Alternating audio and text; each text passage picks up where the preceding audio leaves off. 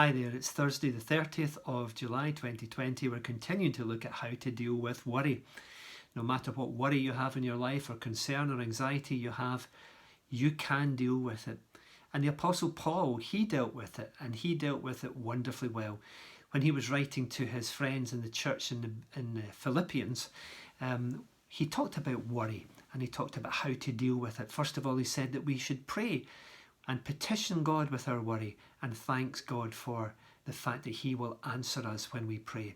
Then he said that we should have a heavenly perspective and realise that all our worries and all our cares will one day disappear as we go to be with the Lord in heaven. And then he says, fix your mind on what is good and wholesome and pure and encouraging in your life. And if you do that, your worries and your cares and concern will reduce and come into the proper perspective. And then he says, rejoice in the Lord.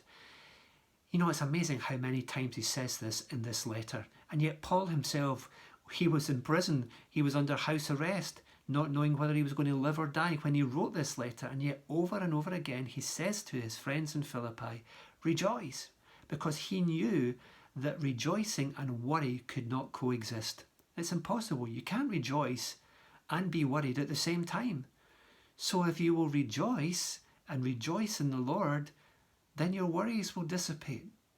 You know, it's a little bit like the fun that we were having with our grandchildren in the garden just not so long ago when we had the paddling pool out and we had a hose. And of course, can you imagine a 4-year-old boy with a hose? And he was blasting you with a hose. And we were setting up his toy soldiers on the edge of the paddling pool. And he turned the hose on them, and he blasted them into smithereens. You know what, that hose and that water blasting out is like rejoicing. And those toy soldiers were like our worries. And they cannot stand when you blast them with the joy of the Lord, like a hose jet right onto them. And that's what we need to do in our life. Rejoice in the Lord. Chapter 1 verse 18, Paul says this. He says, you know, I'm in chains, but what does it matter? The important thing that is in every way, whether from false motives or true, Christ is preached, and because of this I rejoice, and I will continue to rejoice. Even though he was in chains, he was still able to write, and he wrote these 4 letters from prison that we have today in our Bible. He was still able to spread the good news. He was still able to do what God had called him to do, even though he had these limitations. And because of that, he continued to rejoice. And that word continue means that he never stopped rejoicing. Even in chains he rejoiced. And do you notice a word there? He says, I will rejoice. Rejoicing is a matter of our wills. We don't rejoice because we feel like it. We don't rejoice because everything in our life is going well and going great and wonderful. Goodness me, if that was the only time we rejoice, how many times would we rejoice?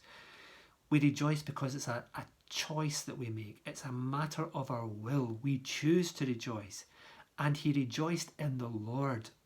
He didn't rejoice in his circumstances. He didn't rejoice in being in prison. He didn't rejoice in the pain or suffering that he was going through. But he rejoiced in the fact that he was a Christian who belonged to God. And so as Christians, we can rejoice in God and in all the wonderful things we have in God. That's where our rejoicing, that's where our joy comes from. And that's why worry cannot stand when we rejoice. Then he goes on in chapter 2, verses 17 and 18. He says, even if I'm being poured out like a drink offering on the sacrifice and service coming from your faith, I am glad and rejoice with all of you. And so you too should be glad and rejoice with me. You know, joy is infectious, just as worry is infectious and moaning and complaining is infectious. So rejoicing is infectious. So get together with other people who are people who rejoice. If you spend time with worriers, then guess what? You're going to catch it and you're going to become a worrier too. Don't spend time with people who worry and are anxious and stressed and bring you down. Not unless you're full of joy and are able to kind of guard yourself against that worry. Spend time with people who rejoice. Catch the joy and rejoice in the Lord.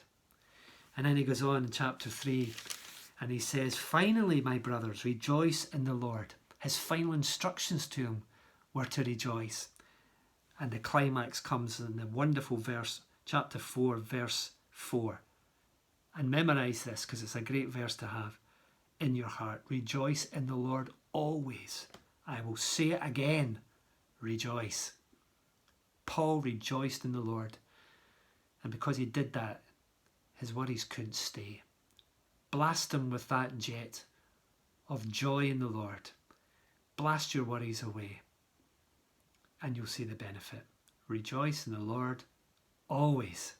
And I'll say it again, rejoice. Speak to you again one last time tomorrow.